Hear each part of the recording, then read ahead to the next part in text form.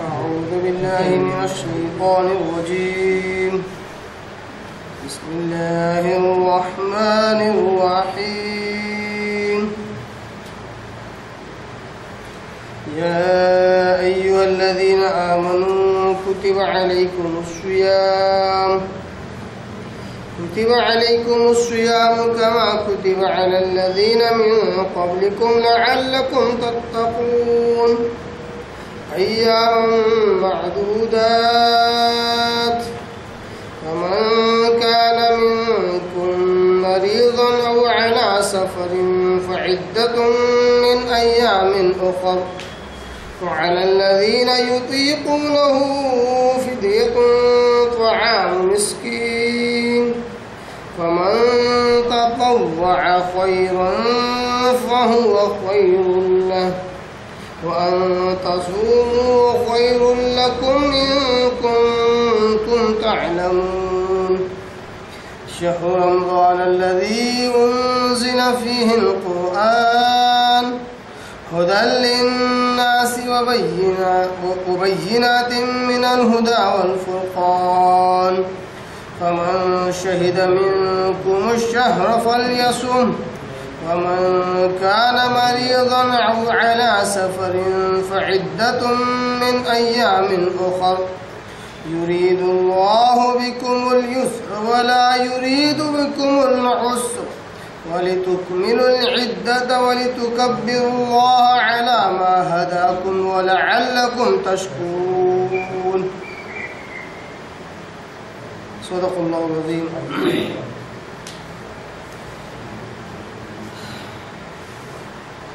نحمده ونصلي على رسوله الكريم. اما بعد. تمام قسم کی حمد و ثنا، تعریف، کبریائی، بڑائی اسے اللہ وحدہ لا شریک کے لیے لائق اور زیبا ہے، جو ساری کائنات کا خالق، مالک، میرا اور آپ کا مربی ہے. اسے اللہ کے لیے ساری تعریفیں ہیں، جو غفور ہے، غفار ہے، کریم ہے، ستار ہے.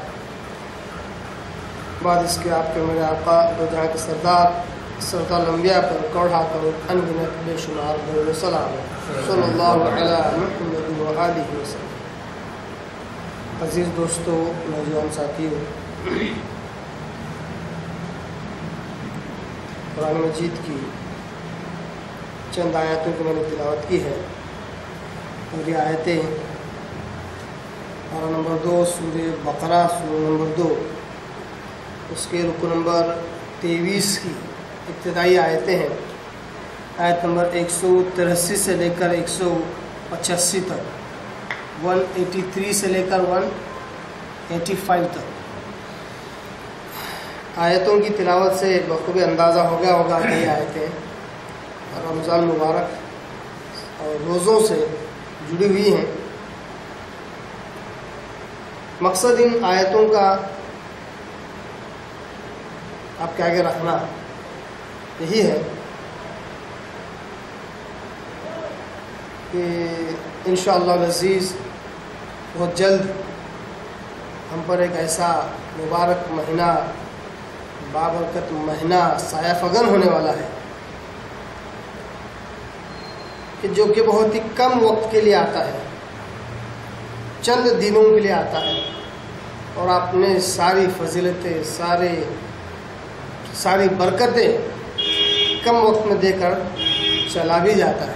جس نے لے لیا اس نے پا لیا، جو نہیں سمیٹ سکا ان برکتوں کو، ان فضائل کو، وہ محروم ہو جاتا ہے. ایک ہفتہ پہلے قریب رمضان سے ان آیتوں کا آپ کے رکھنے کا مقصد یہی ہے تاکہ ہم ذہنی اعتبار سے اس آنے والے رمضان کو ہم رمضان کی تیاری کر سکیں، اس کا خیر مقدم کر سکیں، اس کا ویلکم کر سکیں. اور ساتھ ہی ساتھ ان آیتوں سے ہم کچھ بنیادی روزوں سے جڑے ہوئے مسائل بھی ہیں انشاءاللہ آج کے درس میں ہم دیکھیں گے. جہاں صرف اس کا لفظی ترجمہ، اس کی تشریح، اس کی تفسیر ہم جانیں گے، وہیں پر انشاءاللہ العزیز روزوں کے مسائل بھی جانیں گے. اور آپ کے ذہن میں اگر کوئی اس تعلق سے کوئی سوال ہو جو روزوں کے مسائل پر جڑا ہوا تو بھی آپ بعد میں پوچھ سکتے ہیں. اللہ تعالیٰ کہتا ہے تمہارے 183 کے اندر یا ایھا الذین آمنوا کتب علیکم الصیام، اے وہ لوگوں جو ایمان لائے ہو، کتب علیکم الصیام فرض کیا گیا ہے، علیکم تم پر، کتب علیکم الصیام کیا فرض کیا گیا ہے؟ روزے، صوم، صوم کی جمع صیام، عربی میں صوم روزے کہتے ہیں، روزہ فارسی لفظ ہے، اور جس طرح ہم صلاۃ عربی ہے اس کا فارسی کیا ہے؟ نماز، روزہ، نماز، بہت سارے الفاظ ایسے ہیں جو ہم عام طور پر استعمال کرتے ہیں وہ فارسی ہیں۔ اس کی وجہ یہ ہے کہ ہندوستان پر بہت دنوں تک، بہت کئی سالوں تک ایران سے آئے ہوئے حکمرانوں کی حکومت رہی، اس لیے ایک زمانے میں آزادی سے پہلے ہندوستان کی دفتری زبان، آفیشیل لینگویج فارسی رہی ہے۔ ایک زمانے میں اردو بھی رہی ہے، ایک زمانے میں فارسی بھی رہی ہے، کیونکہ ایران سے آنے والے حکمران اس ہندوستان پر حکومت کرتے تھے۔ اس کا اثر یہ رہا کہ کئی دنوں تک، کئی کیا کہتے ہیں ڈیکیڈز تک، دہائیوں تک بھی، آزادی کے بعد بھی اسکولوں کالجز میں ایک چیپٹر فارسی کا لازمی تھا، کیونکہ اس کا اثر اتنا زیادہ تھا۔ اسی وجہ سے ہمارے بہت سارے الفاظ فارسی کے ہوتے ہیں۔ اب ایک سوال یہ کھڑا ہو سکتا ہے، جو لوگ علم رکھتے ہیں یا جن کو زیادہ صحیح چیز کا علم آ گیا، اب غلط چیزیں جن کو نفرت ہی پیدا ہو گئی، ان کے ذہن میں اس قسم کے اشکال اور سوال پیدا ہو سکتے ہیں کہ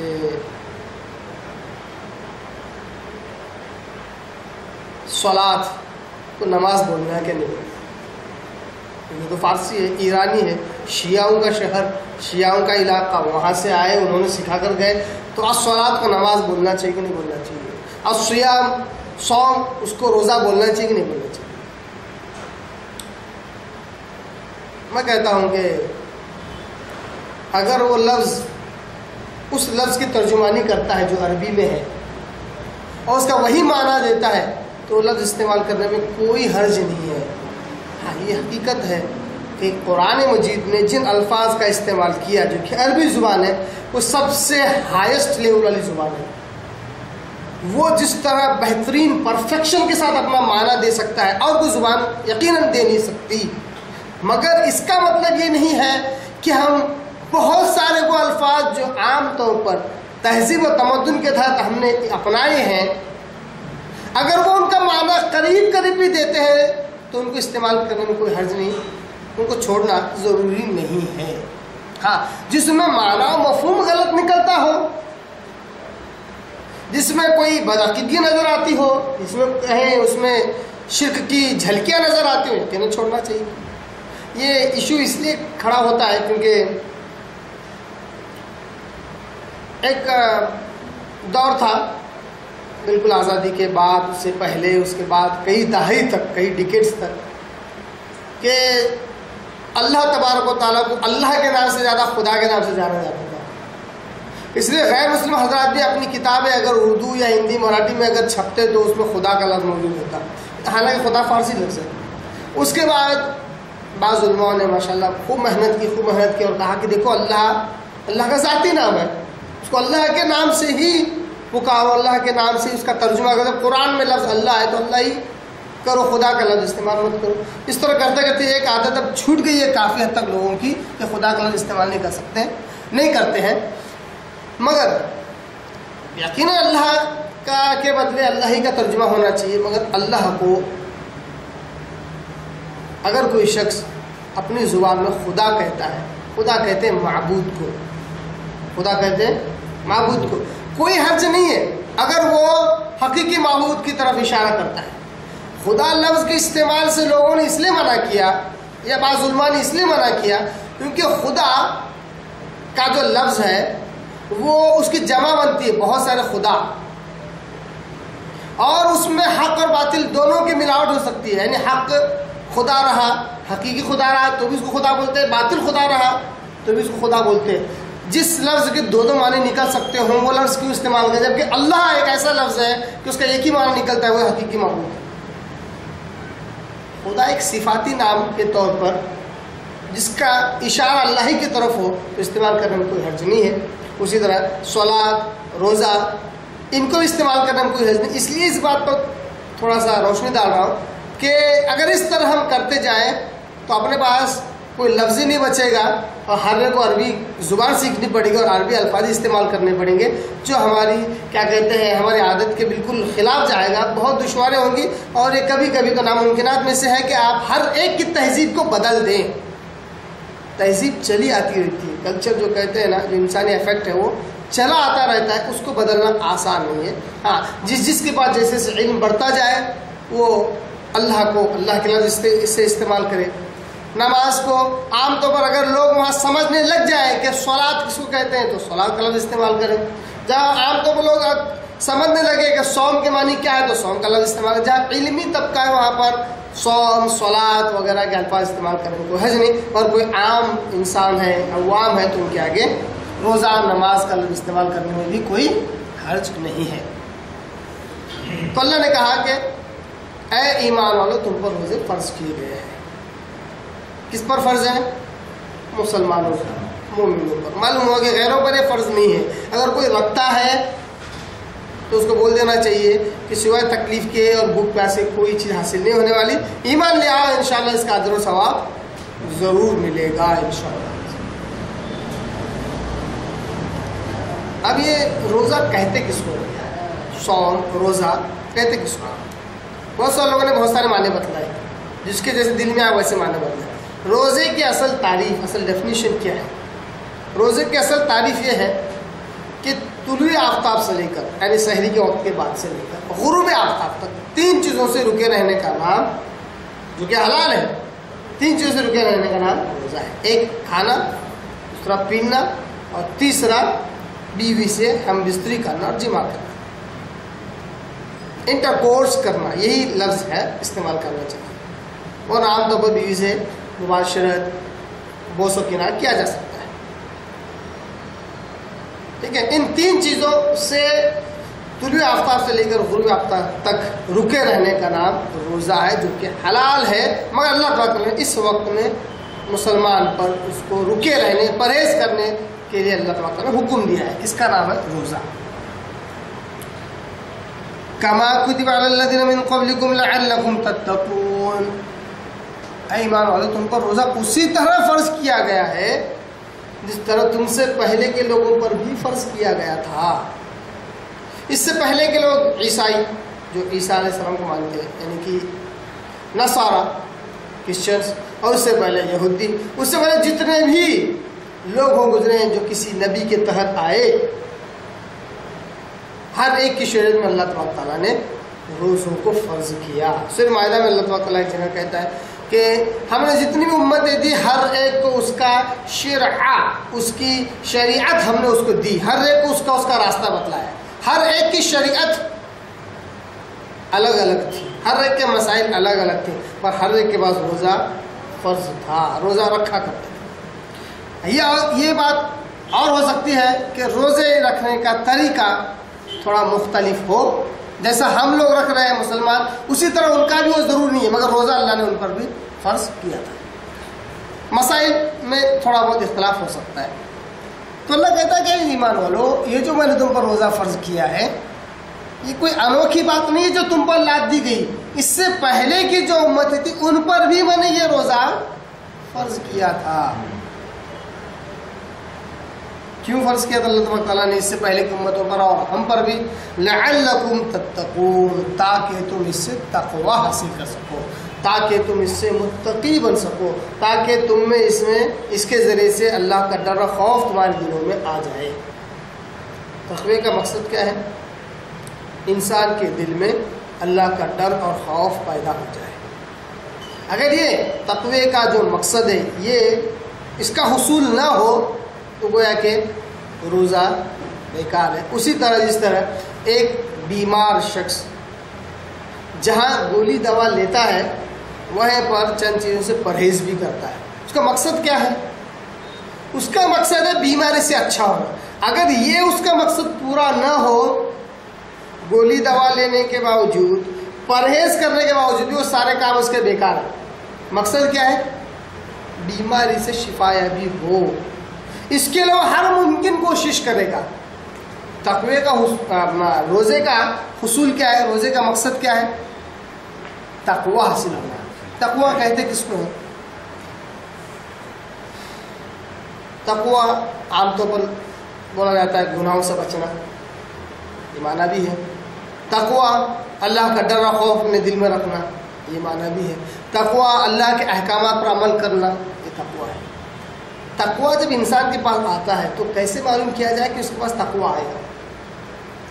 रमज़ान एक महीना आया हम पर और हमने एक महीना गुजारे और हम में तकवा आया या नहीं आया, हम कैसे जांचेंगे? कैसे मालूम करेंगे कि हमारे पास तकवा आया या नहीं आया? क्योंकि यकीनन तकवा इस बात का नाम नहीं है कि एक आदमी मस्जिद के कोने में बैठा डरता रहे, ये कहे कि नहीं अब मैं घर के बाहर, मैं मस्जिद बाहर नहीं जाऊँगा क्योंकि मुझे अल्लाह का डर है बहुत ज़्यादा, तो यकीनन तकवा इसका नाम नहीं है। या कोई मस्जिद के कोने में या घर के कोने में इसलिए बैठ जाए कि मैं बाहर जाऊँगा तो गैर मोहरम पर निगाह पड़ जाएगी, मुझे से गुनाह हो जाएगा, इसलिए वो घर में ही बैठा है, मस्जिद कोने में ही बैठा है। इसका नाम तकवा नहीं है। तकवा का ज़्यादातर जो माना मफ़हूम बतलाया जाता है वो आधा बतलाया जाता है। आम तौर पर लोगों के आगे जो तकवे का जो माना मफ़हूम बतलाया जाता है वो आधा बतलाया जाता है। ये कहकर ये गुनाहों से बचने का नाम तकवा, गुनाहों से बचने का नाम यकीनन ये माना है। वहीं पर तकवे का ये भी माना है नेकियां करने का नाम भी तकवा है। कैसे? सुबह सवेरे सर्दी के दिन ठंडक पड़ी है, पानी भी ठंडा है, ऐसे वक्त अगर कोई शख्स उठता है, वजू बनाता है, मस्जिद तक जाता है, सुन्नत और फराइज अदा करता है, तो सवाल ये खड़ा होता है वो उसने ये अमल किसके डर से किया? अल्लाह के डर से किया। ये जो डर है ये तकवा है। गोया कि इंसान को नेक अमाल करने पर जो चीज़ उभार रही है वो उसका तकवा है। नेक अमाल करना ये भी तकवा है, तकवे की अलामत है। गुनाहों से बचना ये भी तकवे की अलामत है। ये बात इसलिए बयान कर रहा हूँ कि बाद लोग क्या करते हैं, जैसे ही रमज़ान गुजर जाता है और एक आदमी किसी बुराई में मुब्तला हो जाता है, या जैसे रमज़ान ख़त्म हो गया, होता है ऐसा ईद के दिन ही ज़बरदस्त एक फिल्म का नाम लग जाता है खुसूसी ईद के लिए, करते हैं, शैतान भी चाले चलता है। अब स्पेशल टिकट उसके निकालते हैं। अब लोग बोलते हैं रमज़ान में इतना ज़बरदस्त ट्रेनिंग मिली, रमज़ान इतना बेहतरीन महीना आया था, तकवा पैदा ही नहीं हुआ तेरे अंदर, गुनाह से बच ही नहीं पा रहा तू। ठीक है, ये एक अलामत है उसको पहचाने की कि तकवा पैदा नहीं हुआ। साथ ही साथ ये भी देखना चाहिए कि क्या वो रमज़ान के बाद भी, उस रमज़ान के असर से कहिए या रमज़ान के बाद, क्या उसने नमाजें शुरू की? क्या वो मस्जिद से उसका लगाव पैदा हो गया, मोहब्बत पैदा हो गई? क्या वो इल्म हासिल करने की तगोदो कर रहा है? क्योंकि इल्म हासिल वही करता है जिसके दिल में तकवा होता है, जिसके दिल में अल्लाह का डर होता है। क्या उसके दिल में नेक अमाल करने की जुस्तजू पैदा हुई? क्योंकि गुनाह से बचना ये एक चीज़ है, नेकियां करना ये एक चीज़ है। हो सकता है बाज़ औकात में इंसान गुनाह से न बचे मगर नेकियां करता जाए, तो करते करते एक वक्त ऐसा आता है अल्लाह ताला उससे गुनाहों से बचने की तौफीक दे देता है। ये इसको कहते हैं रिवर्स इंजीनियरिंग। रिवर्स मतलब अगर कोई शख्स गुनाह से बच नहीं पा रहा है, मैं नेकियों में जुस्तजू कर रहा है, अल्लाह ताला उसकी इस जुस्तजू को देखकर गुनाह से बचने की तौफीक दे देता है। ये तकवे का असर है। वहीं पर एक शख्स है कि नेकियां कर नहीं पाता, ऐसा भी होता है, नेकियां कर ही नहीं पाता, मगर गुनाहों से बचने की बड़ी जद्दोजहद और काविश और जुस्तजू उसके अंदर होती है। हमेशा कभी भी अलर्ट होता है कि मुझसे कोई गुनाह ना हो। उसकी जुस्तजू को देखकर अल्लाह ताला उसको नेकियां करने की तौफीक देता है। ये तकवा है। क्या है ये? तकवा जो इंसान को या तो गुनाहों से दूर रख रहा है या फिर नेकियों की तरफ माइल कर रहा है, ये तकवा है। तो तकवा दोनों चीज़ों का नाम है, गुनाहों से बचना भी نیکیاں کرنا بھی. ایک ساتھ دونوں چیزیں کسی میں موجود ہو تو وہ تقویٰ سونے پہ سہاگا ہو جاتا ہے. گناہوں سے بچنے کی شدت سے خواہش اور جستجو جدوجہد، اور نیکیاں کرنے کی شدت سے خواہش جدوجہد اور جستجو، یہ تقویٰ سونے پہ سہاگا ہے. اور یہی تقویٰ مطلوب بھی ہے. اسی وجہ سے تو اسی ضمن میں جو حدیث آتی ہے صحیح بخاری کا، آپ صلی اللہ علیہ وسلم کیا کہتے ہیں، اگر کوئی شخص تم میں سے نوجوان شادی کی استطاعت تو رکھتا ہے مگر کر نہیں پا رہا ہے، جوان ہو گیا، عمر ہو گئی، شادی کرنے کی طاقت تو رکھتا ہے مگر کر نہیں پا رہا ہے کچھ حالات کے تحت، تو اصل نے کہا کہ اس کو چاہیے فلیصم کہ وہ روزہ رکھے. کیوں روزہ رکھے؟ کیونکہ اگر وہ شادی کرنے کی طاقت ہے اس کے پاس، جوان ہو گیا ہے، شادی کر نہیں پا رہا ہے، تو زیادہ چانسز بڑھ جاتے ہیں گناہوں میں مبتلا ہونے کے. چاہے وہ نظر بازی ہو، چاہے غلط راستے کی طرف جانا ہو، چاہے غیر محرموں سے بات کرنا ہو، یا ایسے ماحول میں اٹھنا بیٹھنا ہو، اس کے چانسز زیادہ بڑھ جاتے ہیں. تو آپ صلی اللہ علیہ وسلم نے کہا کہ وہ روزہ رکھا کرے. کیا ہو رہا ہے فائدہ اس سے؟ اس روزے سے فائدہ یہ ہو رہا ہے کہ اس کے قدم جو غلط راہ کی طرف بڑھنے والے تھے وہ تھم جاتے ہیں. گویا کہ اس صحیح بخاری کی حدیث سے ایک نقطہ یہ معلوم ہوا کہ اگر کسی شخص میں تقویٰ نہیں ہے، اگر وہ چاہتا ہے کہ تقویٰ پیدا ہو تو روزہ رکھے. یہ تو عام دنوں کی حدیث ہے. عام دنوں میں اگر کوئی شخص روزہ رکھتا ہے تو اس کے اندر تقویٰ پیدا ہوتا جاتا ہے. اگر رمضان آ جاتا ہے جو کہ فرض ہے اور بڑا بابرکت پہنا ہے اس وجہ سے کیونکہ اس میں قرآن مجید نازل کیا گیا، اس کے اندر اگر کوئی شخص روزہ رکھے تو اس کے نہ جانے پتہ نہیں کتنے کتنے فائدے ہوں گے، اور یقیناً تقویٰ تو انشاءاللہ پیدا ہوگا ہی. تو اللہ کہتا ہے میں نے روزوں کو اس لیے فرض کیا ہے تاکہ تم میں تقویٰ پیدا ہو، لعلکم تتقون، تاکہ تم بچ سکو. ایک ترجمہ کیا ہے اس کا؟ تتقون، تاکہ تم بچ سکو. کس سے بچ سکو؟ گناہوں سے بچ سکو. کس سے بچ سکو؟ اللہ کی نافرمانی کرنے سے بچ سکو. کس سے بچ سکو؟ ایسے برے کام جس میں تم ملوث ہوا کرتے تھے اب نہ ہو، ان چیزوں سے بچ سکو. آیت نمبر 183 اور آیت نمبر 184 میں اللہ کہتا ہے ایام معدودات، ہے ڈرنے والو. رمضان کا مہینہ آ گیا تو بعض لوگوں کو ڈر اور ہیبت بھی آتی ہے، پتہ ہے ہوتا ہے ایسا. ہم نے بہت سارے لوگوں سے بات چیت کی تو ایسے بات سامنے آتی ہے ہچکچاتے ہوئے. رمضان آتا ہے تو قسم کی ہیبت بھی آتی ہے لوگوں کو، رمضان آ گیا. اللہ کہتا ہے ڈرو نہیں، ایام معدودات، گنتی کے چند دن ہے، وہ گنتی کے چند دن ہے. کیسے گزر جائیں گے پتہ بھی نہیں چلے گا. اگر تم میں تقویٰ ہے، اگر تم میں اللہ کا ڈر ہے، اگر تم میں نیکیاں کرنے کی جستجو اور خواہش ہے، اگر تم میں برائی سے بچنے کا جذبہ ہے، تو یہ دن کیسے گزر جاتے پتہ نہیں. ایک مہینہ ہونے بعد افسوس بھی کرو گے بہت جلدی گزر جائے. ایام معدودات، گنتی کے چند دن ہے. اس گنتی کے چند دن میں کرنا کیا چاہیے؟ ایک موٹی سی باتیں بتاتا ہوں جو عام طور پر کرنا چاہیے ہر عام و خاص کو. رمضان کا مہینہ آتا ہے، میں وہ باتیں بتا رہا ہوں جو ایک دم بیسک ہیں، ایک دم بیسک. اس کے لیے کوئی ہائی فائی چیزیں نہیں لگیں گی، کوئی زیادہ پلاننگ نہیں لگے گی. رمضان کا مہینہ آنے والا ہے تو یہ نیتیں کر لیں، یہ نیت کر لیں، اس بات کی کوشش کریں کہ انشاءاللہ العزیز رمضان میں ایک بھی نماز میری جماعت سے نہیں چھوٹے پورا مہینہ. بہت بڑا کام ہے صاحب، کیونکہ آپ کے سامنے آپ کا خود کا، آپ کی ذاتی زندگی کا 11 مہینے کا تجربہ ہے.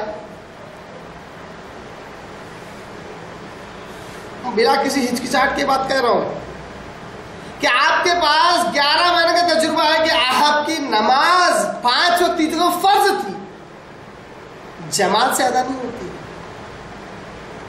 رمضان میں کرنا کیا ہے؟ جماعت سے ادا کرنا ہے.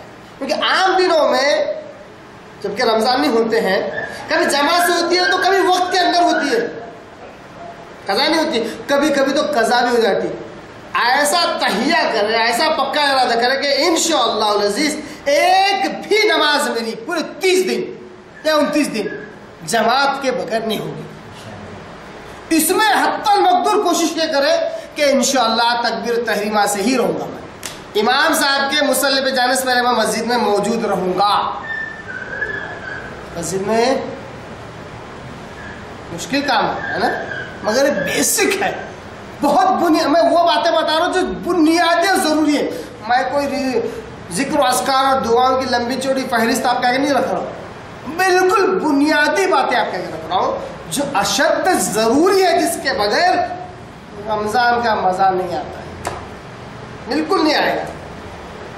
آپ رمضان کے 1 یا 2 دن 2-4 گھنٹے مسجد میں خوب رو رو کر دعا کریں، ہاں پورے مہینے بھر کا انہوں نے کسر نکال لی، مزہ نہیں آئے گا. مزہ آئے گا تب، ایمان کا مزہ، روزے کا مزہ، رمضان کا مزہ، اسلام کا مزہ تب آئے گا جب آپ پورے، کم از کم کی بات کر رہا ہوں میں، کیونکہ ایام معدودات کا اللہ نے گنتی کے چند دن ہے، کم سے کم اس رمضان کے مہینے میں ایک بھی نماز بغیر جماعت کے نہ ہو. اس میں کیا کوشش کرنا ہے؟ امام صاحب مصلی پر جانے سے پہلے آپ مسجد میں رہیں تو انشاءاللہ تکبیر تحریمہ سے آپ کی نماز ہوگی. یہ وہ کام ہے جو 11 مہینے نہیں کر سکے، 11 مہینے نہیں کر سکے، آپ کرنا ہی ہے نا. ایک دم بیسک بتلا دیا جس سے بچ ہی نہیں سکتے ہے نا. اس کے ساتھ ایک اور بیسک چیز ہے، بنیادی چیز ہے، وہ کیا ہے؟ ان سے تھوڑا زیادہ سدریفائڈ لوگ، تھوڑا زیادہ سدھرے ہوئے، ان کے لیے جو بالکل نمازیں پڑھتے ہی نہیں تھے، یا پھر قضا کر کر کے پڑھتے تھے، یا کبھی 4 وقت، کبھی 1 وقت، کبھی 2 وقت، ان کے لیے میں نے کہا کہ ایک بھی نماز جماعت کے بغیر نہیں ہونا چاہیے ہے نا. یا ان کے لیے جو جن کی 5 وقت کی نمازیں ہوتی ہی ہیں غیر رمضان میں، ان کے لیے کیا ہے کہ ہر فرض نماز کے ساتھ میں پہلے آقا صلی اللہ علیہ وسلم نے کچھ سنتیں سکھائی ہے پڑھنے کی. سنتوں کی بات کر رہا ہوں، لمبی چوڑی نفلوں کی بات نہیں کر رہا ہوں، سنتوں کی. ان سنتوں کو ادا کرنے کا تہیہ کرے، ارادہ کرے، پکا کرے. کیوں؟ کیونکہ جو شخص یہ ارادہ کرے میری ایک بھی نماز بغیر جماعت کے نہیں ہوگی، تو وہ کب پہنچے گا مسجد میں؟ امام صاحب کے مصلی پر جانے سے پہلے پہنچے گا. امام صاحب کے مصلی پر جانے سے پہلے پہنچے گا.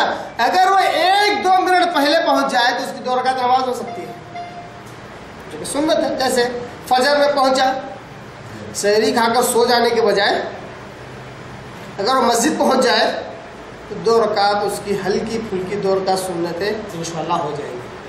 ہر روز 2 رکعت سنت پڑھنے میں کوئی پریشانی نہیں ہے، کوئی مشکل بھی نہیں. اسی طرح ظہر میں 4 منٹ پہلے پہنچ جائے. آپ صلی اللہ علیہ وسلم نے ضمانت دی ہے، گارنٹی دی ہے جنت کی، اگر کوئی شخص ظہر سے پہلے 4 رکعت سنت پڑھ لے. ظہر سے پہلے 4 رکعت سنت، ظہر کے فرض کے بعد 2 رکعت سنت. مسجد میں رکے ہی ہے، 4 رکعت فرض پڑھی ہے تو اور 2 رکعت سنت پڑھنے میں کیا ہے؟ سنتوں کا ارادہ کرے. میں انشاءاللہ پورا مہینہ ایک بھی سنت نہیں چھوڑوں گا. کون سی سنت؟ وہی بتلا دیتا. مائی عائشہ رضی اللہ عنہ کہتی ہے، صحیح بخاری کی حدیث، نبی کے صلی اللہ علیہ وسلم دن رات میں 12 رکعت نماز پڑھتے تھے. اب نفل سنت کو لفظ اڑا دے رہا ہوں سمجھانے کے لیے. 12 رکعت پڑھتے تھے. آپ صلی اللہ علیہ وسلم پڑھتے تھے، اس لیے وہ سنت ہے. حدیث میں لفظ نفل کا ہے. اب کیا ہے وہ؟ سنت. 12 رکعت، فجر کی 2، ظہر کی 6، پہلے 4 بعد میں 2، ٹھیک ہے. مغرب میں 2، کتنے ہو گئے؟ عشاء میں فرض کے بعد 2، کتنے ہو گئے؟ 12 ہو گئے. یہ منیمم، اس میں اثر کا ہے، میں دیکھ رہے ہیں آپ، جبکہ اثر سے پہلے 4 رکعت سنت ہے، اس کا تذکر اس میں نہیں ہے. منیمم بیسک کوالیفیکیشن اس کو کہتے ہیں، یہ منیمم ہے. فجر میں 2، ظہر میں 6، مغرب میں 2، عشاء میں 2. کتنا سمپل ہے. فجر میں صرف 2، ظہر میں 6. ارے فری بھی ہے، لوگ سو جاتے ہیں ظہر میں، 6 رکعت پڑھنے میں کیا ہے. پھر مغرب کے بعد صرف 2، عشاء کے بعد 2. عشاء میں تو تراویح پڑھنا ہی ہے، 2 تو پڑھیں گے انشاءاللہ. ہے نا. عشاء میں تو 2 کی بڑی آسانی ابھی سے مل گئی. تو جو لوگ غیر رمضان میں 5 وقت کی نماز پڑھتے رہے وہ پکا ارادہ کرے کہ انشاءاللہ سنت ایک بھی نہیں چھوٹیں گی. بیسک بتلا رہا ہوں، بالکل بنیادی. ٹھیک ہے. اب اس کے ساتھ ساتھ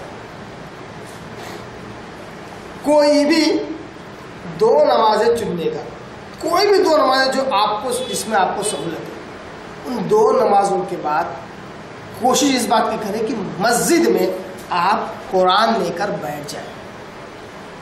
اگر آپ کو تجوید آتی ہے تو 2 نمازوں میں سے ایک نماز میں آپ قرآن کی تلاوت کریں گے، بھلے ہی وہ ایک ہی رکوع کی نہ ہو. زیادہ کی بات نہیں کر رہا ہوں میں وہ چیزیں بتلا رہا ہوں جو بالکل بیسک اور بنیادی اور ہلکی پھلکی ہیں، بغیر کسی پریشر اور دباؤ کے. اگر آپ کو تجوید آتی ہے ایک ہی رکوع سے ہی آپ قرآن کی تلاوت کریں، صرف 1 مہینہ کرنا ہے. سمجھ میں آ رہی؟ یہ ارادہ کر رہے ہیں آپ انشاءاللہ پورا یہ قرآن ختم کر دوں گا، نہیں کرے تو انشاءاللہ ثواب ضرور ملے گا. مگر ایسا ارادہ جس میں فیل ہو جائے اس سے بہتر ہے سمپل ہلکا پھلکا کام کرو. ایک ہی رکوع پڑھو، تجوید آتی ہے ماشاءاللہ، ایک ہی رکوع پڑھو، جتنا ہوگا ہوگا. مگر یہ جو روٹین ہے یہ آپ کو انشاءاللہ بعد میں بڑی فائدہ مند ہوتی ہے. آپ کو معلوم ہے بارہا سنتے ہیں ہم کہ رمضان کے مہینہ ٹریننگ کے لیے آتا ہے، ٹریننگ کے لیے. اب ٹریننگ کے لیے آتا ہے تو ٹریننگ سے اس کو کمپیریبل کر کے دیکھو. جو فوجی ہوتا ہے اس کا یہ نہیں ہوتا ہے وہ کتنی ایکسرسائز کر رہا، پر یہ ہوتا ہے کہ وہ ٹائم ٹو ٹائم کر رہا. معلوم ہے نا، فوجی ہوتے ہیں جو ملٹری میں ہوتے ہیں ان سے یہ نہیں دیکھا جاتا کہ کون کتنی ایکسرسائز کر رہا، کون کتنا دوڑ دھوپ کر رہا. یہ دیکھا جاتا ہے کہ ٹائم ٹو ٹائم کون کر رہا. مثال کے طور پر 4 بجے اٹھنا تو 4 بجے اٹھنا ہی، آدھے گھنٹے میں نہا کے باہر نکلنا تو آدھے گھنٹے کے اندر باہر نکلنا ہی نہا کے. اس کے بعد 1 گھنٹہ جاگنگ کر کے آنا تو 1 گھنٹہ آنا. ایک آدمی 4 گھنٹے جاگنگ کر کے آنا تو اس کا جو ہوتا ہے نا لیفٹیننٹ اس کو نکالے ڈالتا. کیوں؟ ارے 1 گھنٹے میں جاگنگ کر کے آنا 4 گھنٹے نہیں صاحب میں نے کچھ زیادہ کر لیا، تیرے پاس سے رکھ جا تو گھر پہ بول. ایسا ہم بھی کیا کرتے ہیں رمضان میں، جہاں 1 آدھ رکوع پڑھنا ہے آج تو 2 پارے پڑھ کے جھوٹوں گا اور دوسرے دن ٹھوس اللہ نکال دیتا. ارے توفیق ایسی لوگ کہ تھوڑا اور زیادہ دن تک کیے جائے. اس لیے تو حدیث میں وہ اعمال کی بہت زیادہ فضیلت ہے. اللہ کو وہ عمل آپ وسلم خود کہتے ہیں اللہ تبارک تعالیٰ کو وہ عمل بہت زیادہ پسند ہے جو تھوڑا کیا جائے مگر ہمیشہ کیا جائے. 1 رکوع پڑھنا آسان کام ہے نا، الحمدللہ. ہر روز کوئی بھی 1 نماز کے بعد 1 رکوع پڑھنا ہے. عربی جس کو تجوید آتی ہے، اس کو تجوید نہیں آتی ہے، قرآن صحیح پڑھنے کا طریقہ نہیں معلوم ہے، بڑا بدبخت ہے وہ شخص. اب وہ کیا کرے 2 نمازیں چننا ہے نا. دونوں نماز کے بعد وہیں مسجد میں بیٹھے بیٹھے اپنی مادری زبان اس کا ترجمہ پڑھنا ہے ایک ہی رکوع سے ہی. پورا قرآن ختم ہونا ضروری نہیں. میں وہ چیزیں بتا رہا ہوں جو بنیادی ہے. میں اننیسیسری کوئی ٹارگیٹ دے کر تم کو ٹینشن نہیں دینا چاہتا. ٹارگیٹ کیونکہ میرا کام نہیں ہے، میں کوئی آپ کا مارکیٹنگ مینیجر نہیں ہوں کہ آپ کو ٹارگیٹ دے کر بھگاؤ 1 مہینہ. میرا مقصد یہ ہے کہ آپ تھوڑا کرو مگر اچھا کرو، اس میں مزہ آئے، سکون ملے، ایمان تازہ ہو جائے. تو 2 نمازوں میں سے 5 وقت کی نمازیں 2 نمازیں چننا ہے اور اس قرآن کو ترجمے سے پڑھنا ہے جتنا بھی ہوگا انشاءاللہ. اگر آپ میں واقعی وہ گٹس ہے کہ آپ قرآن کو 1 رمضان میں پورے 1 مہینے میں اگر آپ پورا 1 ترجمے سے ختم کر سکتے ہیں تو بہت ہی بڑھیا ہے، بہت ہی اچھی بات ہے، خوشی کی بات ہے. میں تو کہوں گا کہ زندگی میں اگر کوئی اس نے اچھا کام کیا تو وہ یہی کیا کہ اس بار رمضان میں 1 ترجمے سے ختم کر دیا پورا. کتنا سمجھ میں آیا دیٹ از امٹیریل. کتنا سمجھ میں آیا، کتنا سمجھا، کتنا عمل کیا، اس سے کوئی مطلب ہی نہیں. اگر آپ ایک بار اگر قرآن ترجمے سے ختم کر سکیں اس بار رمضان میں تو ماشاءاللہ میں کہوں گا زندگی میں آپ نے سب سے پہلا اچھا کام کیا. اتنی ویلیو ہے اس کی. سمجھ میں آئی؟ نماز ہو گیا، سنتیں ہو گئی، قرآن ہو گیا، عربی والا بھی اردو والا بھی. اللہ مجھے بھی توفیق دے، اللہ آپ کو بھی توفیق دے. اب اس کے بعد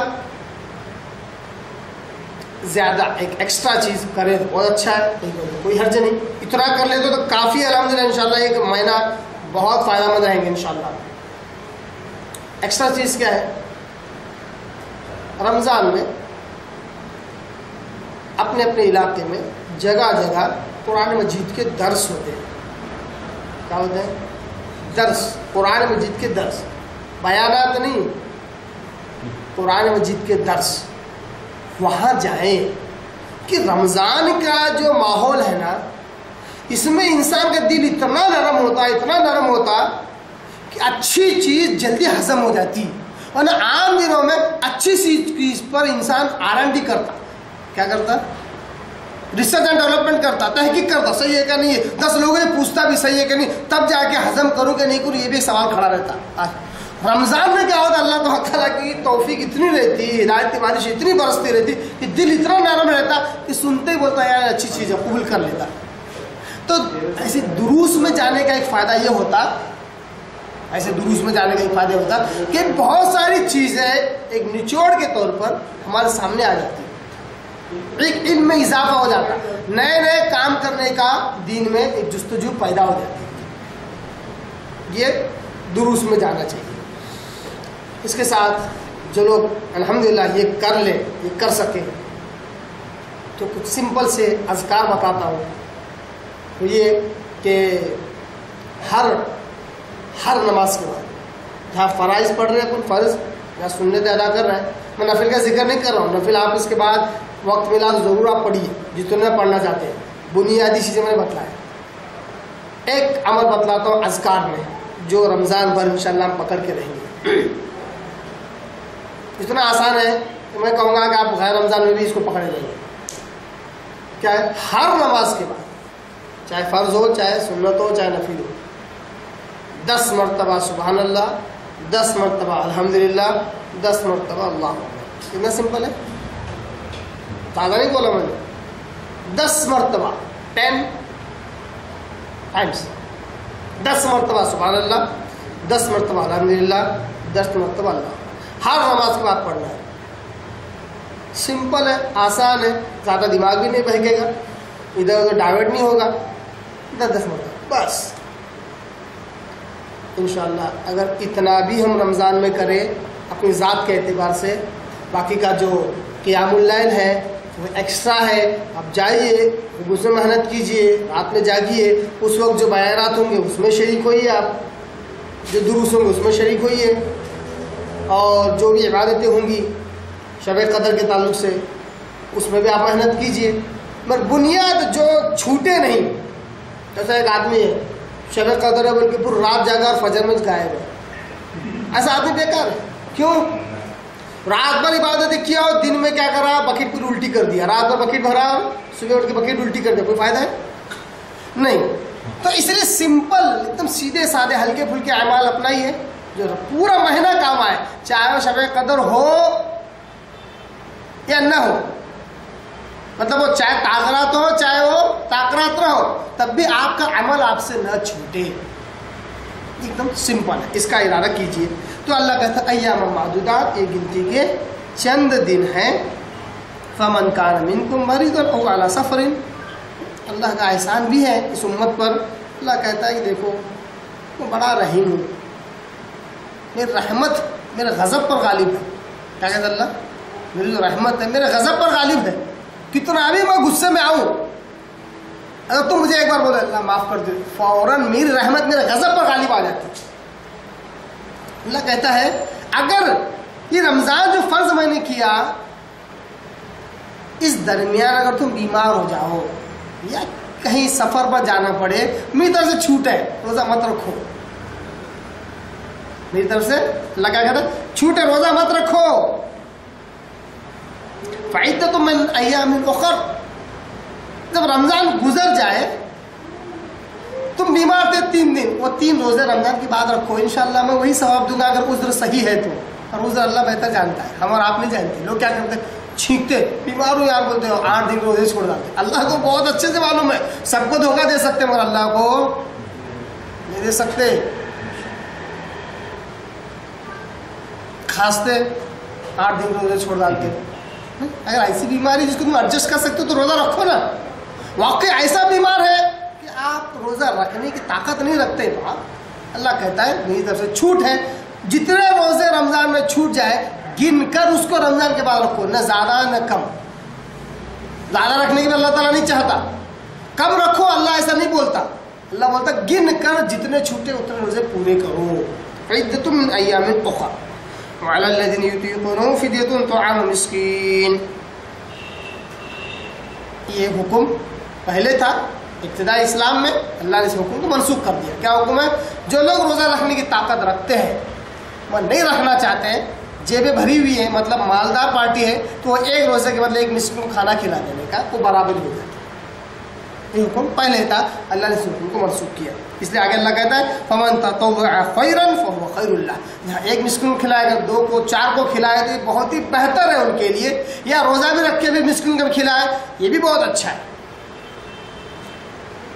وان تصوموا, اگر تم روزہ ہی رکھو خیر لکم, تو تمہارے لیے بہت ہی بہتر. اللہ کہتا ہے مسکین کھانا کھلانا اتنا امپورٹنٹ نہیں ہے جتنا تمہارا روزہ رکھنا میرے لیے امپورٹنٹ ہے. وان تصوموا, اگر تم روزہ ہی رکھو تو بہت ہی بہتر ہے. یہ حکم حالانکہ پہلے تھا مگر اس کا کچھ حکم آج بھی موجود ہے. یہ آیت اب منسوخ ہو گئی حکم کے اعتبار سے. تلاوت ہم کرتے ہیں مگر حکم کے اعتبار سے یہ آیت منسوخ ہو گئی. پہلے عام طور پر ہر کسی کو یہ چھوٹ تھی کہ اگر پیسہ ہے تو ایک مسکین کو کھانا کھلا دیا تو ایک روزے کا بدلہ ہو جاتا تھا. 30 مسکینوں کو کھانا کھلا دیا تو 30 روزے رکھنے کا ثواب مل جاتا تھا. اب یہ حکم منسوخ ہو گیا, ابھی چند لوگوں پر آ گیا. جیسے کہ وہ بوڑھا شخص جو بالکل آخری عمر میں ہے, روزہ رکھنے کی طاقت رکھتا ہی نہیں ہے. عبداللہ ابن عباس رضی اللہ تعالیٰ عنہ یہاں پہ وہ علی الذین یطیقونہ کا ترجمہ کرتے تھے یتجشمونہ, یعنی وہ لوگ جو روزہ بڑی مشکل سے رکھتے ہیں, مشقت اٹھا کر رکھتے ہیں, ایسے لوگوں کے لیے چھوٹ مل گئی کہ بڑھاپا اتنا ہو گیا کہ طاقت ہی نہیں روزہ رکھنے کی. تو وہ شخص ایک مسکین کو اگر کھانا کھلا دے, کیونکہ مرنے تک روزہ جو فرض ہے نا وہ چھوٹتا نہیں ہے. اس کا نماز نہیں چھوٹتی, روزہ بھی نہیں چھوٹتا ہے, چاہے کوئی مجبوری ہو, رکھنا تو رکھنا ہے, فرض ہو. اللہ نے کہا کہ اگر ایسی حالت ہے کہ روزہ رکھ ہی نہیں سکتے ہیں تو اب کیا کرے گا, وہ ایک مسکین کو کھانا کھلائے گا. اسی طرح وہ بیمار جس کو شفا یابی کی امید نہیں ہے کہ اچھا ہوگا, وہ شخص بھی ایک روزے کے بدلے ایک مسکین کو کھانا کھلا سکتا ہے. اسی طرح یہ لوگ بیمار میں کنسیڈر ہوتے ہیں, بوڑھا اور ایسا بیمار جو شفا یابی کی امید نہیں رکھتا. اسی طرح حاملہ عورت ہے یا دودھ پلانے والی عورت ہے, اس کو معلوم ہے اگر میں دودھ پلاؤں گی اور روزہ بھی رکھوں گی تو کمزوری زیادہ ہوگی اور روزہ رکھ ہی نہیں سکوں گی. تو جتنے دن کے روزے وہ آسانی سے رکھ سکتی ہے رکھے گی, جتنے دن کے روزے چھوٹ گئے وہ بعد میں رکھے گی. تو انشاءاللہ اللہ تبارک تعالیٰ جیسا اس کا عذر ہوگا اللہ تبارک تعالیٰ اس کو ویسا ہی روزے کا ثواب دے گا جیسا کہ اس نے رمضان میں رکھا. یہ سہولت اللہ تبارک تعالیٰ نے دیا ہے نا. اسی طرح وہ عورتیں جو حیض کی حالت میں ہوتی ہیں ان پر روزہ تو فرض ہے, اور ان دنوں میں روزہ رکھنا نہیں ہے, رکھنا ہی نہیں ہے. جتنے روزے چھوٹ جائیں ایم سی پیریڈ کی وجہ سے, حیض کی وجہ سے, وہ رمضان میں اتنی گنتی پوری کر لے تو انشاءاللہ اللہ تبارک تعالیٰ وہی ثواب انہیں دے گا. یہ کیس, یہ میٹر الگ ہے, مگر ویسا ہی جیسا کہ ایک حاملہ عورت ہے یا دودھ پلانے والی عورت ہے کہ اپنے بچوں کو دودھ پلانے کی وجہ سے اگر کچھ روزے اس کے چھوٹ جائیں تو بعد میں انہیں پورا کر سکتی ہے اس آیت کی وجہ سے. پھر آگے اللہ کہتا ہے شہر رمضان الذی انزل فیہ القرآن, رمضان کا مہینہ وہ مہینہ ہے جس میں قرآن نازل کیا گیا. رمضان کی فضیلت کس وجہ سے؟ قرآن کی وجہ سے ہے, نہ کہ روزے کی وجہ سے. ہر کوئی کیا کہتا ہے رمضان کی فضیلت کیوں ہے؟ رمضان آیا روزہ آیا. ایسا نہیں ہے. رمضان آیا اس لیے کیونکہ قرآن نازل ہوا. قرآن نازل ہوا اس لیے رمضان کی اہمیت اور فضیلت ہے. رمضان کا آئیڈینٹیفیکیشن قرآن کی وجہ سے, روزوں کی وجہ سے نہیں. روزے تو اس سے پہلے بھی فرض تھے, عام دنوں میں آپ روزہ رکھ سکتے ہیں, مگر رمضان کی اہمیت اور فضیلت قرآن کی وجہ سے ہے. کیوں؟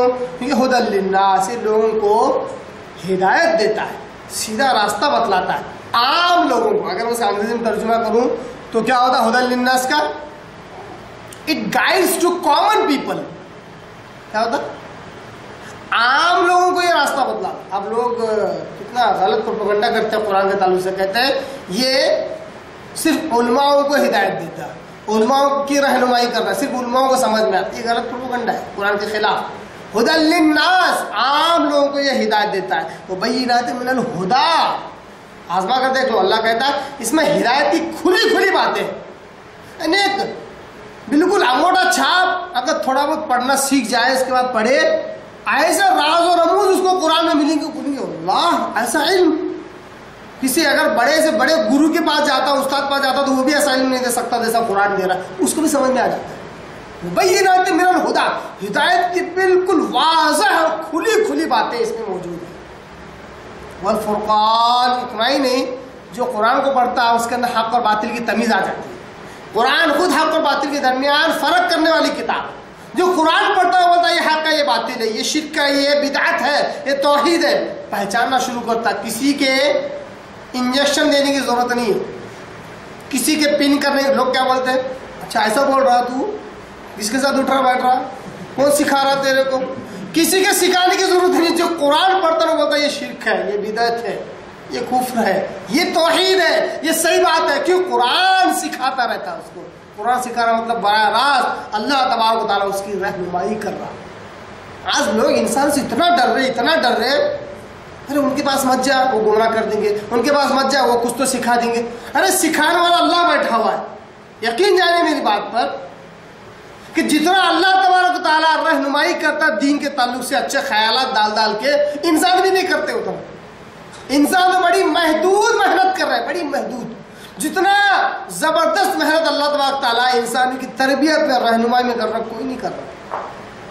ایک آدمی مسجد کے ایک دم کونے میں، گھر کے کسی کونے میں قرآن ترجمے سے پڑھ رہا، اتنی باتیں اس کے ذہن میں آتی ہیں جتنا ایک اگر زبردست عالم مفتی 10 گھنٹے پوری علمی تحقیق کے ساتھ اگر بات کرے تو وہ باتیں نہیں بیان کر سکتا جو باتیں اللہ تعالیٰ اس کے دل و دماغ میں ڈالتا ہے۔ یہ اللہ کی طرف سے رہنمائی ہوتی ہے۔ اب لوگ بولتے ہیں اللہ قرآن پڑھے گا تو گمراہ ہو جائیں گے، اللہ پر الزام ہے اللہ گمراہ کرتا ہے۔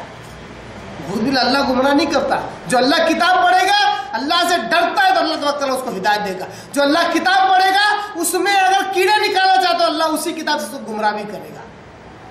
جہاں چاہ وہاں راہ، چاہت ہی نہیں ہے اس سے ہدایت حاصل کرنا تو اللہ کیوں ہدایت دے گا؟ جہاں چاہت ہوگی اللہ تعالیٰ اس سے راز اور رموز نکالتا ہے۔ بہت ساری باتیں ہیں، آئیے اس کا صرف لفظی ترجمہ کر کے اور چند باتیں آپ کو، جنرل باتیں آپ کہہ کے رکھتا ہوں۔ آگے اللہ کہتا ہے فَمَنْ شَهِدَ مِنْكُمُ الشَّهْرَ فَلْيَصُمْ، جو پہلے آیت تھی کہ جو کوئی طاقت رکھتے روزہ نہیں رکھنا چاہتا تو ایک مسکین کھانا کھلا دے، وہ حکم منسوخ ہو گیا، اس کے بعد یہ آیت نازل ہو گئی فَمَنْ شَهِدَ مِنْكُمُ الشَّهْرَ فَلْيَصُمْ، اب جو کوئی رمضان کا مہینہ پائے وہ ضرور روزہ رکھے، یہ حکم ہوتا ہے، یہ ناسخ ہے۔ آگے اللہ کہتا ہے فَمَنْ كَانَ مَرِيضًا أَوْ عَلَى سَفَرٍ فَعِدَّةٌ مِنْ أَيَّامٍ أُخَرَ، پھر اللہ تعالیٰ وہی بات کہتا ہے اب بھی رمضان کے روزے فرض ہونے کے باوجود بھی اگر کوئی بیمار ہے یا سفر کی حالت میں اور نہیں رکھتا ہے یا نہیں رکھنا چاہتا ہے تو وہ روزے بعد میں گن کر پورے کرے۔ یہ اللہ تبارک تعالیٰ کی طرف سے چھوٹ ہے۔ یرید اللہ بکم اليسر، اللہ تبارک تعالیٰ تمہارے ساتھ آسانی چاہتا ہے، ولا یرید بکم العسر، اللہ تمہارے ساتھ تنگی چاہتا ہی نہیں ہے۔ تو احکامات بھی دے رہا ہے، روزہ رکھنے کے فوائد بھی دے رہا ہے، سارے احسانات کر کے پھر اللہ بولتا ہے، سارے احسانات، ساری نرمیاں کر کے پھر اپنے طرف سے بولتا ہے کہ میں تکلیف دینا ہی نہیں چاہتا۔ اس سے بہترین اخلاق کا کون ہو سکتا ہے؟ اخلاق کے لوگ کیا کہتے ہیں، واویلا مچاتے ہیں۔ یہ تو اللہ تعالیٰ سارے احسان کر کے بولتا ہے کہ میں آسانی کرنا چاہتا، تکلیف ذرا بھی نہیں دینا چاہتا۔ یہ اللہ کا احسان ہے جو اس امت پر ہے۔ وَلِتُكْمِلُوا الْعِدَّةَ، اللہ تعالیٰ نے بعد میں رکھنے کا جو حکم دیا اس لیے دیا تاکہ تم عدت کو پورا کر سکو، جو گنتی ہے نا 29 روزے یا 30 روزے اس گنتی کو پورا کر سکو، یہ اللہ تعالیٰ چاہتا ہے۔ وَلِتُكَبِّرُوا اللَّهَ عَلَىٰ مَا هَدَاكُمْ، تاکہ ان احسان کے بدلے تم اللہ کا شکر ادا کر سکو، اللہ کی تکبیر، اللہ کی بڑائی بیان کر سکو کہ اللہ نے اسلام کا راستہ تمہیں بتلایا، ہدایت اس اللہ نے تمہیں دی۔ وَلَعَلَّكُمْ تَشْكُرُونَ، تاکہ تم اللہ کا شکر ادا کر سکو۔ قرآن مجید کے مطالعے کے تعلق سے ایک بات میں آپ کہہ کے رکھ رہا تھا کہ قرآن مجید میں کس قسم کے راز و رموز ہیں، کس قسم کی باتیں ہیں جو ہیرے موتی جواہرات کی طرح ہیں۔ ایک واقعہ مجھے یاد آتا ہے، کئی سال پہلے میں نے نیوز پیپر میں پڑھا تھا ایک فرانس کا سائنٹسٹ تھا جو غوطہ خور تھا. کون تھا؟ غوطہ خور، جو سمندر میں غوطے لگاتے ہیں. ایک مرتبہ وہ ایک سمندر میں غوطہ لگا رہا تھا، کچھ تحقیق جاری تھی ان کی. اس نے ایک چیز دیکھی، اس کو بڑی حیرت ہوئی. وہ یہ کہ تہ میں سے، سمندر کی تہ میں سے پانی نکل رہا تھا. سمندر کی تہ میں سے دکھا کیسے اس کو؟ سمندر تو پانی ہے کیا نہیں؟ اس میں سے پانی نکلے گا دکھے گا؟ پانی میں سے پانی نکلے گا دکھے گا؟ اس کو دکھا. بڑی حیرت ہوئی اس کو، پانی میں سے پانی نکلتا اور دکھا کیسا؟ اس نے اس پانی کو الگ سے نکالا. سائنٹسٹ تھا، الگ نکالا، باہر آیا، تجزیہ کیا، بہت ہی میٹھا پانی. سمندر جو کہ بالکل کھاری اور نمکین پانی، کئی سالوں سے، سمندر کئی سالوں سے ہے نا. اگر پوری زمین کو اگر 3 حصے کیا جائے، 2 حصے صرف پانی ہے سمندر کا، کھارا پانی. ایک حصہ زمین ہونے کے باوجود اللہ تعالیٰ میٹھا پانی پلا رہا ہے انسانیت کو. سوچو کتنا بڑا احسان ہے اللہ کا. ایک ہی حصہ زمین ہے، پورا کھاری پانی ہے. وہی کھاری پانی اوپر جاتا تو فلٹر ہو کے ایک دم پاش پیور کوالٹی والا میٹھا پانی اللہ تعالیٰ برساتا ہے. یہ اللہ کا احسان ہے نا. تو اس نے دیکھا کہ وہ زمین جس پر کئی کروڑوں سالوں سے پانی ہے کھاری، وہاں سے اندر سے پانی نکلا ہی گا تو کھارا نکلنا چاہیے، میٹھا کیسے نکلا؟ بڑی تشویش ہوئی اس کو. اتفاق سے ایک عالم سے اس کی ملاقات ہوئی. غالباً سعودی کو کوئی عالم ایسا لکھا ہوا تھا. بات چیت کرتے اس نے کہا کہ میرے ساتھ ایک ایسا عجیب و غریب معاملہ ہوا. تو انہوں نے کہا کیا ہوا؟ تو کہا ایسا ایسا تحقیق کر رہا تھا میں، تو سمندر کے اندر سے میں نے کچھ ایسے فوارے دیکھے جو میٹھے پانی کے تھے. انہوں نے بڑی آرام سے کہا یہ کون سی بڑی بات ہے، اللہ تعالیٰ قرآن میں خود کہتا ہے مرج البحرین یلتقیان، ہم نے 2 نہریں اس طرح جاری کر دی کہ دونوں آپس میں ایک دوسرے سے ملتی نہیں ہیں مگر دونوں ایک ساتھ ملی ہوئی نظر آتی ہیں. بینہما برزخ لا یبغیان، ان دونوں کے درمیان ایک آڑ ہے جو انہیں ملنے نہیں دیتا. ایسے کلیئر کٹ الفاظ جب سنے تو کہا کیا ہے؟ کہا قرآن کی آیت ہے. کون سی قرآن؟ یہ قرآن. اس میں اس بات کا ذکر ہے. اور اللہ آگے بھی کہتا ہے کہ ایک میٹھا ہے اور ایک کھاری ہے پانی. میں نے تو آیتیں پڑھی سورہ رحمان کی ہے، اور اسی طرح سورہ فاطر وغیرہ میں بھی ہے. اللہ مطلب باقاعدہ اللہ نے کہا کہ ایک میٹھا ہے ایک کھاری ہے. اس کو بڑی حیرت ہوئی. اس نے پڑھنا شروع کیا. 1 سال کے اندر کیا نکلا پتا اس کے منہ سے؟ اس کے منہ سے نکلا اشہد ان لا الہ الا اللہ وحدہ لا شریک لہ واشہد ان محمد عبدہ ورسولہ. میں گواہی دیتا ہوں کہ اللہ کے سوا کوئی معبود نہیں، وہ ایک ہے، اس کا کوئی شریک نہیں. اس بات کی گواہی دیتا ہوں محمد صلی اللہ علیہ وسلم اللہ کے بندے اور رسول ہیں. مسلمان ہو گیا. ایک چیز، غیر مسلموں کو اسلام کی ایک آیت ہدایت پر لے کے آ سکتی ہے. یہ تو مسلمان ہیں، ان کے پاس پورا قرآن موجود ہے، یہ ہدایت پہ کیوں نہیں آ سکتے؟ انشاءاللہ العزیز رمضان کا مہینہ آ رہا ہے، ضرور مسلمان ہدایت پر آئیں گے اگر اس کتاب سے فائدہ اٹھا لیں. اللہ سے دعا کرتا ہوں اللہ تعالیٰ ہمیں اسلام کو سمجھنے کی توفیق عطا فرمائے، قرآن کو سمجھنے کی توفیق عطا فرمائے، اس پر عمل کرنے کی توفیق عطا فرمائے. وآخر دعوانا ان الحمد للہ رب العالمین.